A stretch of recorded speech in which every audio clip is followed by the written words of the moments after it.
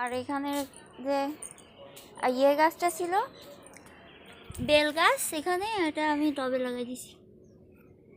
টবে টবে টবে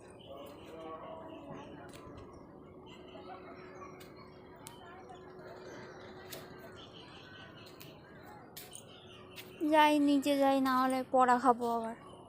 সব শ্যাওলা শ্যাওলা হয়ে গেছে ওই কদিনের বৃষ্টিতে। এই যে নীলকণ্ঠ,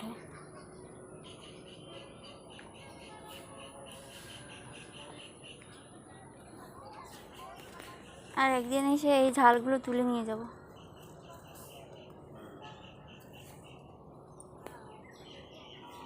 একটা পোকা, ওই পোকা, এই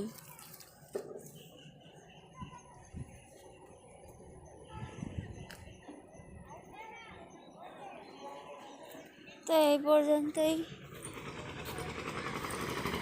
টাটা।